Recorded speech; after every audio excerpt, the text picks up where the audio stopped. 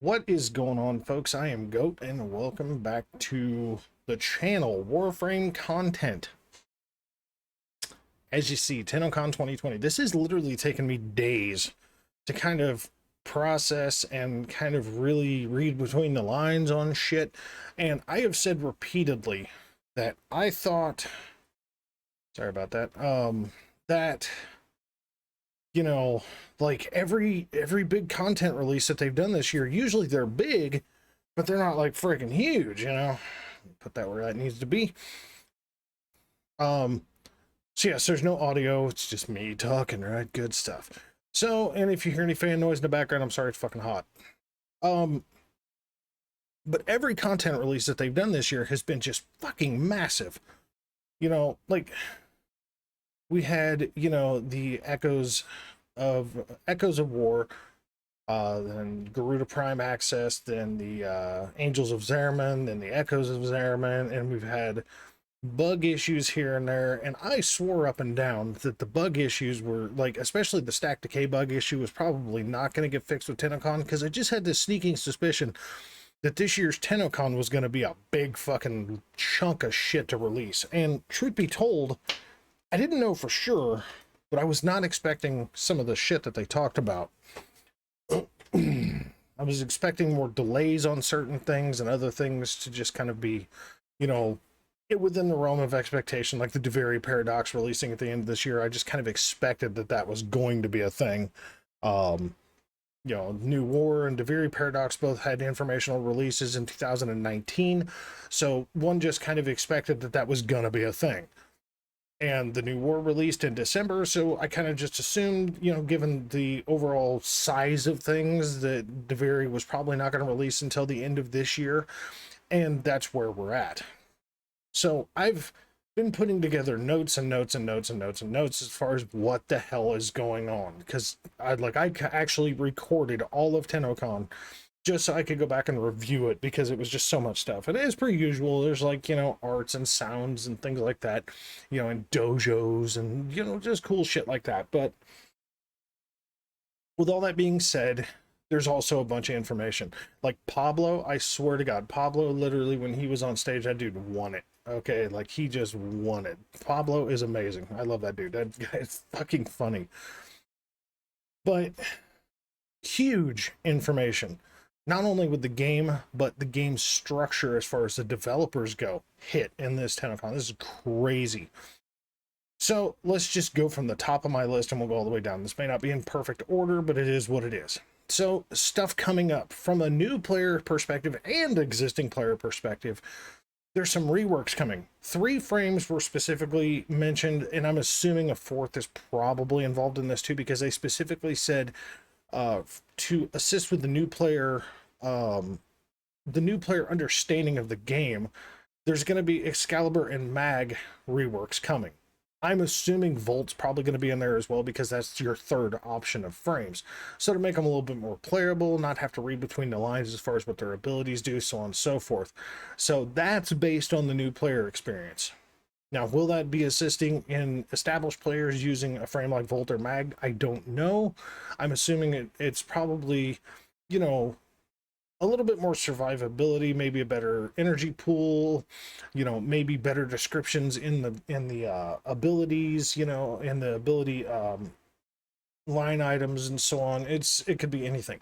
But they also specifically brought up Grendel as a, like Pablo, I think it was Pablo that brought up doing some reworks to Grendel, which would be good, because right now I think Grendel is a bullshit frame. I think he's gimmicky as shit. He's got one good ability and then he's got 3 others that are just like meh. But if they can rework Grendel to actually be playable, I think I could have fun with Grendel, eating and puking enemies and fucking turning into a giant shitball and beating the fuck out of everything. That sounds fun in theory, but the actual follow through as of yet has not been amazing. So that's where this is at. So another thing they brought up, as per usual, is they always bring up deluxe skins, right? Deluxe skins. So, and there's going to be some spoilers in here, so if you haven't done the New War, get the fuck over it, because at this point, I don't know what to tell you. But so this was shown, Titania Deluxe, and this, like, they showed it like, oh, we'll be releasing it later, and then as soon as the Korra Prime, yeah, we'll get into that too, as soon as the Korra Prime release hit, holy Jesus Christ, this bitch was right up in there, and I can't tell you how many neon pixies I've seen flying around this fucking game since this bitch dropped. Because Titania, with them dropping Titania Prime during Tenno Live, this was a smart fucking move on their part to get some plat sales, just to get some, you know, financial influx. And to be honest, Titania's, like, I like her normal deluxe, which is what I usually run. So the big neon wings and all that, not necessarily my thing, but the overall look of it is actually really good. So yeah, yeah, it's a good look. So, but you got Titania. Now, they spoke previously on Zaku Deluxe, but they haven't released it yet, and it's coming. But for anybody who hadn't seen it, this is Zaku Deluxe. Now, you can obviously see I just snipped it right from the video, so you can see, you know, one of the devs in there. But this is Zaku Deluxe, and honestly, I think this is a deluxe that I will end up getting, because this is just fucking cool looking. Even though I don't necessarily like the big chain fucking ponytail thing going on there, it's probably going to get in my damn way. At the same time, I really, really, really like this look. This is fucking cool. Yeah. And then we have this one, which will come in the Zaku Deluxe pack. And for anybody who doesn't understand this, this is fucking Lotus Deluxe. That is... She looks like an Egyptian pharaoh, you know, or an Egyptian princess, or you know, an Arabian princess. It's fucking crazy looking. Some people are gonna dig that, some people not so much. Me personally, I'm kind of whatever about it, because I actually like the new rework of her as it is, so it's okay. And then they hinted with the next quest coming that there will be a potential for Protea Deluxe, but in that video, they showed this. Now, just for a better understanding, that is Protea, because in the action that we'll see in the video that I will show, this is in the Veilbreaker's quest, you will see her doing her cartwheel and so on and so forth. So yeah, this is Protea Deluxe. That actually looks really fucking good, especially compared to what she's been running. You know, her normal deluxe skin is...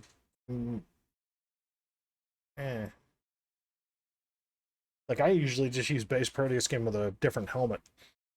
So it kind of is what it is. Excuse me. So, the next big thing for me has been new or returning characters. Now, I spoke about the whole eternalism argument, so there's going to be some of that involved in this, okay?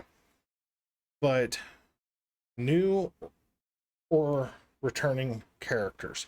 So the first one, Dominus Thrax. This is the leader of Deviri. We've seen images. Dominus Thrax is quite a menacing individual. Now, my thought behind Dominus Thrax is very simple. I mean, the name Dominus basically speaks to, you know, leader, right? Stands for leader, or the leader of. So Dominus Thrax is the leader of the Thrax. Well, the Thrax is what we see on the Zariman. So this is basically the one sending out their heavy armored, overguarded enemies, you know, little mini bosses on the Zariman to come and attack you, I'm assuming. That's just my base assumption. They did not clarify that whatsoever. But this is Dominus Thrax. This is the leader of the Zariman. Now, here's my thought. Something that they did say is that the Zariman came with it came as a terraforming colonization ship. So Deviri basically is like a void-possessed, terraformed function of the Zariman, for a lack of a better way to put it. So it's just like this morbid, fucked up, crazy plane of existence. And it makes me question, is Dominus Thrax a void entity, or is Dominus Thrax actually a remaining Archimedean, you know, Orokin, or an Archimedean human, so an Orokin that just ended up taking over this terraformed area once it finally was finished? I mean, who knows? We'll find out. So, I mean, is it like this logical thought that Dominus is actually just another survivor of the Zariman that's literally been corrupted by the Void and is now running Deviri? Or is this just some Void corrupted, you know, sentient being that exists within Deviri. Who knows? Again, we'll find out. So our next one, Bombastine. Bombastine is like the town crier or the court herald, you know, or even maybe, you know, Deviri's poet. But Bombastine, we'll get more into what I think Bombastine is going to do, but Bombastine is the person that you go to for stuff to do on Deviri and gives you guiding day cycle things to do, like day cycle objectives that you can do. So it's interesting, very, very interesting. Again, the whole spoiler thing, but I don't give a shit. Motherfucking Teshin. Holy Jesus Christ, Teshin. Old man Teshin looks old as shit here, and he is grumpy as balls. We'll see that in the video as well.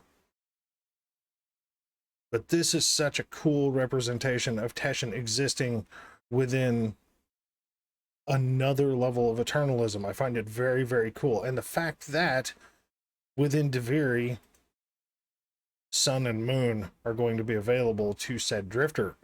That sounds very, very fucking cool. So,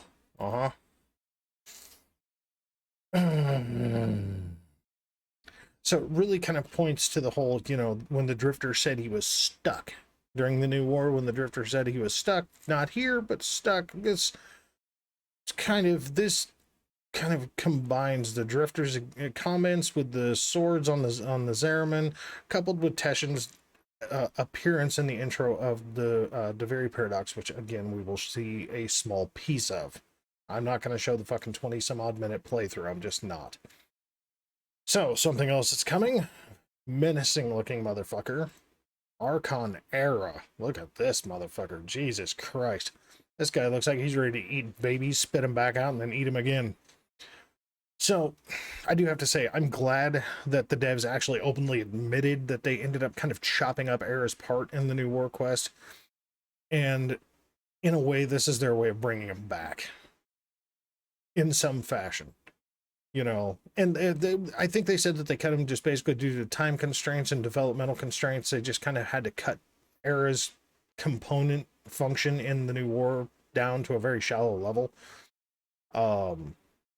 So this just kind of gives him another great possible level of shit to do. And this is going to be a menacing motherfucker if he's as good as he looks. Oh, it's going to be awesome. And the community's been begging for something, which has been this, the final concept for the werewolf inspired Warframe. Now, I've got good and concerns with this, okay? So, this is from Joe Madureira, something like that. But Joe Mad, he does Marvel. He does Marvel designing. He worked with Darksiders Genesis. He's been around. He's known. And he's going to be doing other things. Sorry, I got to fix something here real quick because that is all fucked up. So he's going to be doing something else, which we will get into. But yeah, a lot of people have been talking about a werewolf frame. Sorry, and I'm just reading notes that I've got here. The concept looks great, okay, but it does lead me to have some concerns as well, because, like, if you think about it, werewolves' transformations are not quick, but these look like souls, right? Like souls of werewolves or souls of something else going around the werewolf. So if he's just, like, summoning souls and having melee claws and shit like that, you know, and, like, eating enemies that get nearby and stuff like that, that's cool. But if he's got, like, slow, methodical ability casting, that's gonna be a rough motherfucker. That's gonna be rough. But this is a female werewolf, as we can tell by the boobs. It's gonna be a female wolf-designed Warframe. So this sounds interesting. So Valkyr, get ready, because I think Valkyr's about to have some fucking competition. Now, another one that they got into was Styanax. Now, Styanax, I just snipped this from the video that we will watch in just a moment, but Styanax is basically like a Spartan, or I think they say Greek mythology, but it looks Spartan to me. But like basically like a Spartan themed Warframe. And truthfully, if it's a Spartan themed Warframe, what if we have an actual offensive paladin style Warframe? Now, that's kind of counterintuitive because if you look at the game, Oberon is actually more of a paladin frame. So if he is a actual paladin style frame, so if he has like, you know, not just offensive capabilities, but he actually has like, you know, healing abilities as well, like some paladins do, this may be the end of Oberon's normal function in the game, to say the least, because this dude, at least in the quick anime video that they show for this dude, looks fucking awesome. So we're going to watch that real quick. All right. Let's make sure volume's up. All right, here we go.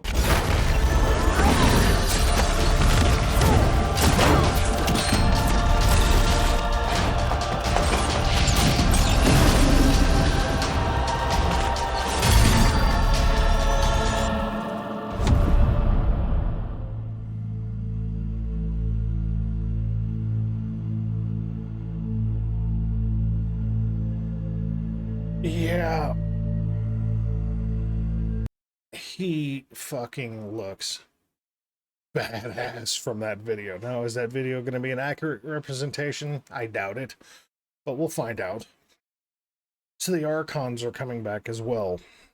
The Archons, and I don't have any images of the Archons, but the Archons are coming back as well. In the Veilbreaker video, which we will see soon enough, but in the Veilbreaker video, they actually show the Archons, all three. So we got Amara, Naira, and Boreal, plus Archon Era, and another character.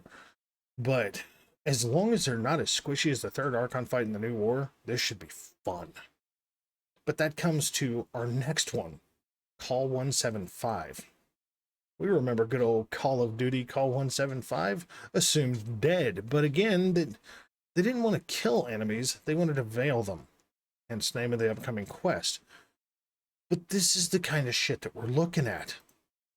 Call and Corpus armor? What? That looks great. And then some kind of like Seeker armor of some sort. I don't even know, but he looks badass.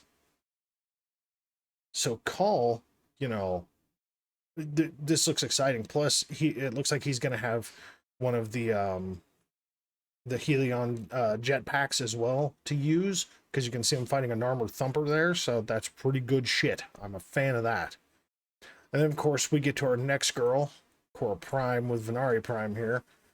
I will say, I love the bodysuit. I love the look of Venari. I fucking despise this helmet. The front's great. The back looks like some gelatinous beehive. It's fucking horrible. Yes, I do have Cora. I've got the Hystrix and I've got the Dual Karis. They are built Formud, and I will go into that into another video. But I'm not going to do it here because this is literally video images and stuff like that. But like the Cora Prime, there's a whole video release for that one too, which I dig. So here we go.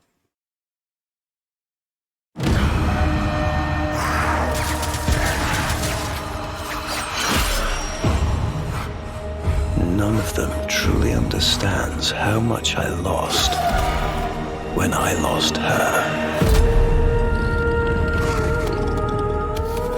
Nor by what subtle art my dead love now lives within another's gleaming scar. So tonight, we shall celebrate. In her honor and mine, I shall unveil a new creation, a harmony of mistress and monster.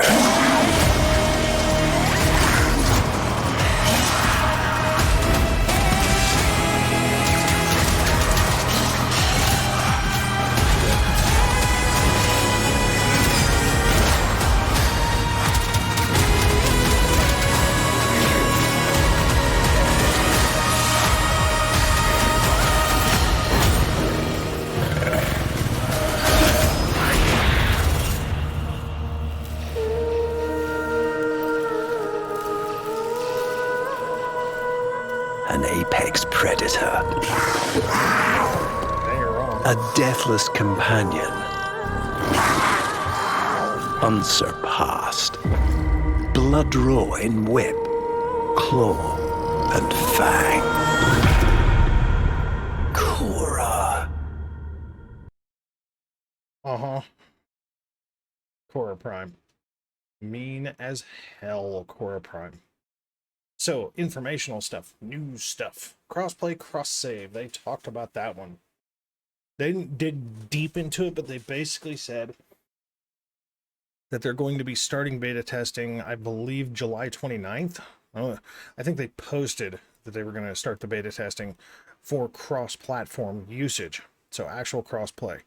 As long as everything goes according to plan, and that works well, because what they've got to do is they're going to do like a borrow event on the consoles to align all the consoles, because Xbox has, you know, one set of borrow drops, and then PlayStation Network, so Xbox Live has one, PlayStation Network has one, and then PC has one, and Nintendo Switch has one.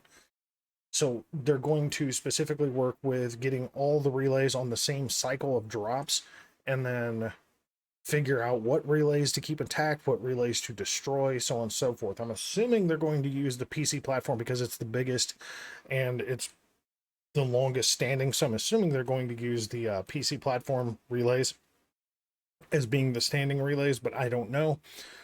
But they're basically giving another borrow relay to the consoles to get everybody on the proper drop cycle. So while that borrow relay is going, they can fix the normal relays to be on the same cycle, which I never really understood why there was a different cycle anyway. That seems like a lot more work to me, but it is what it is. Maybe it's because of when they released, they were trying to get items that the PC players had previously already had access to, and now they're just going to try to speed that process up and get everybody on the same fucking page.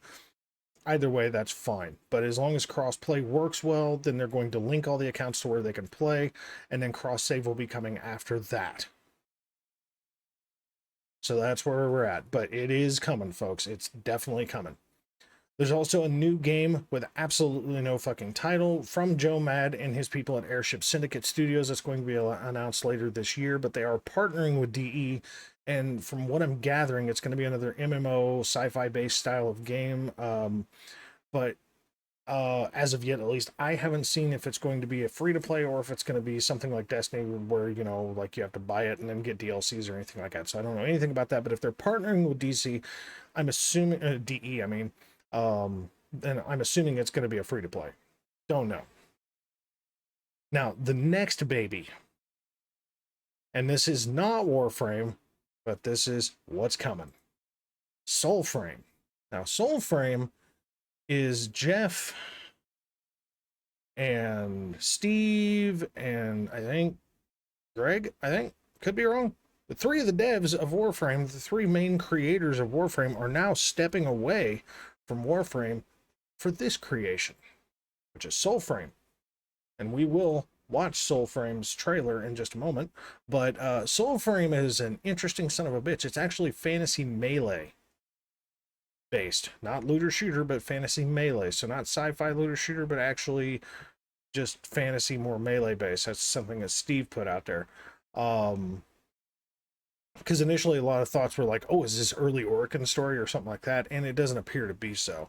But it's going to be another free-to-play MMO, and it's got some really, really interesting stuff. Like, I'm already pre-signed up for this motherfucker, because, oh yeah, this looks like it's going to be gravy. It's going to be a lot like Elden Ring, from what I'm gathering, from what I'm seeing. So, this is like your primary character with some sort of magic arm and potentially having access to this fucking petrifying sword of death, which is cool. Yeah, very, very cool looking character indeed. You have what looks like a giant, I don't know, like a cat dog fucking mix, this crazy ass fucking thing here. Remember, yeah, no, we'll get into that. So, but yeah, no, so, I mean, so we'll go ahead and watch that trailer real quick, because it's not too terribly long here, I don't believe. It's like 5 minutes, so here we go.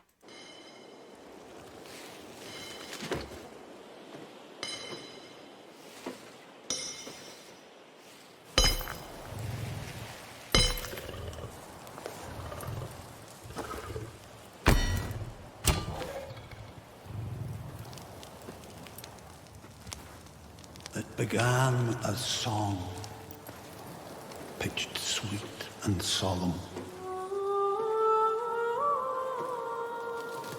they that heard came hollow, fallen. I do like the fact that they said no buts Castle's loft were gonna be shown, and then this shit hits. That was made funny. hunters grave, of others not.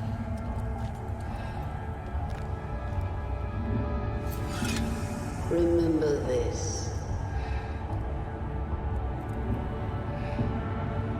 We are a family.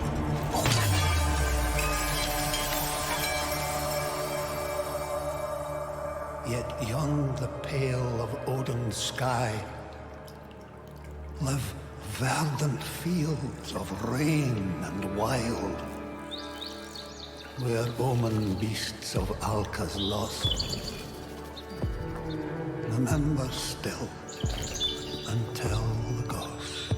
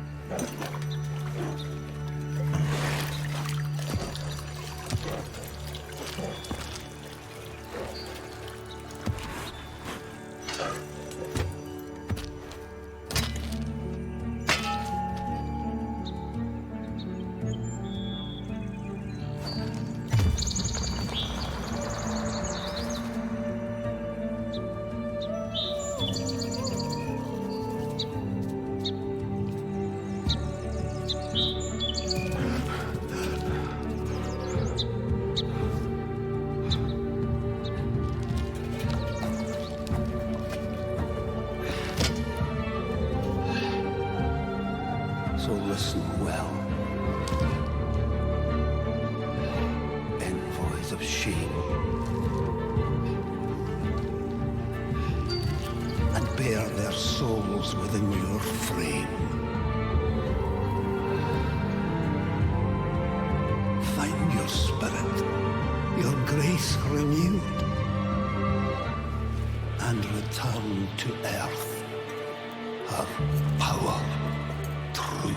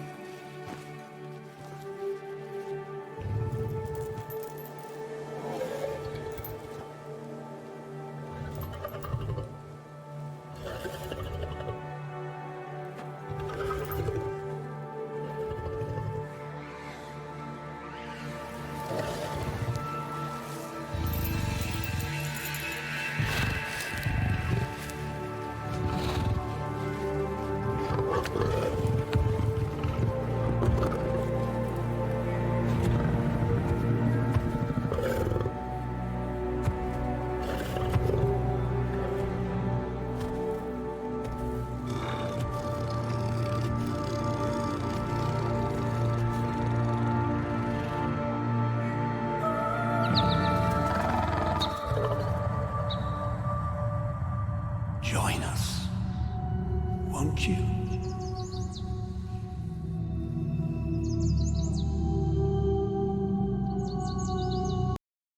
Yeah. That's a thing. That's definitely a thing. So, So from that, we go into the next victim, which is the Veilbreaker's quest, which is going to be the next content release. So this is where we're going to see the Archons and Call 175 and so on. So we're going to look right into that one. Because, yes. So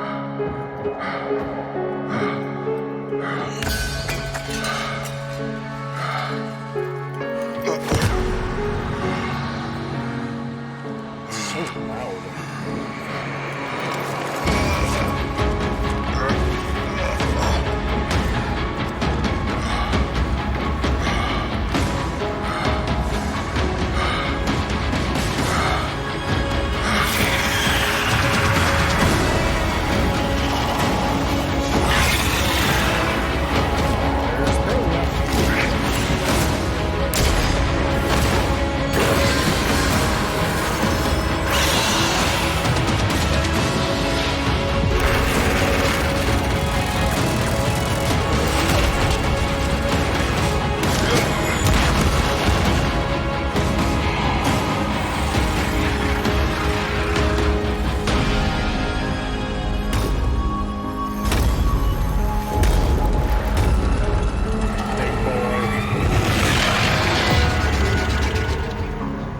Call, not afraid.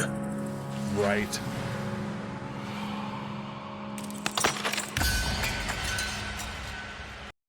Veilbreaker. Dude, that looks banging.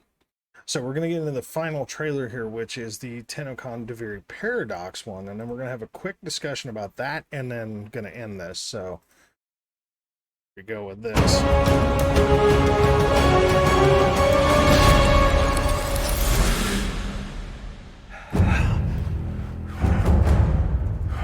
I thought I had lost you for a moment, but you don't get to leave. Ever get that feeling you're stuck, spinning inside your little wheel day in and day out, only to find you're right back where you started?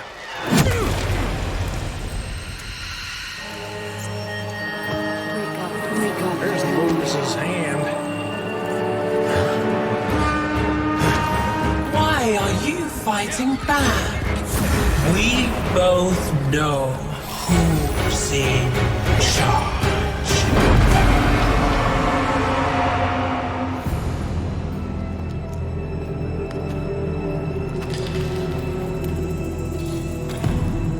Take my old blade if you want a chance with that mockery of a Dax.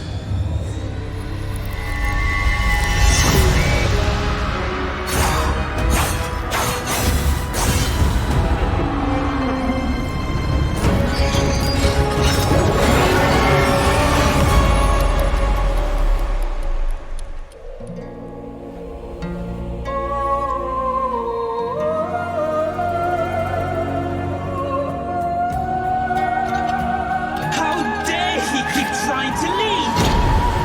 What's out there that's so fascinating?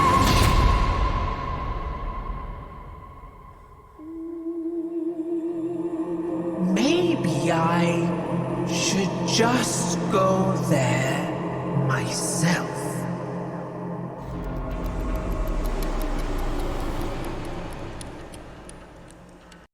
Yeah, so that's coming winter. So I'm assuming December.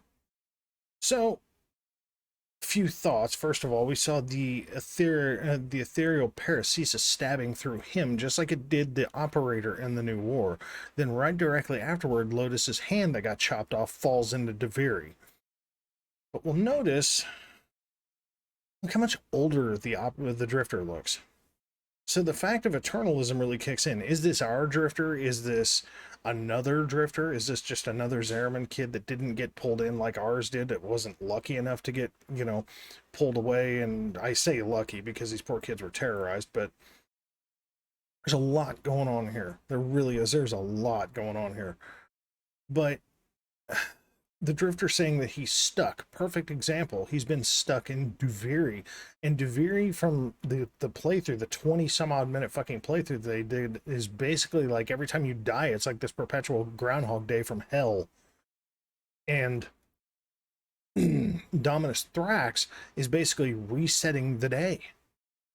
So there's like this day cycle that basically every time you die, you get another opportunity to go visit Bombast, I'm assuming, and pick, like, there's the horse, obviously, which the horse we now know flies at some point. Probably a limited ability, but whatever. But every time you go visit Bombast, or, yeah, what's that fucker's name? Bombastine, sorry, Bombastine. Every time you go visit Bombastine, you get to choose a decree, so you can, you know, boost your melee with heat damage. You can summon a loyal Kaith, which is the horse, or after dodge, void energy will burst around you, staggering enemies. That's just what they showed on the playthrough. Now, will this change? I don't know, but I'm assuming these are like your 3 set things that you can choose for your day cycle.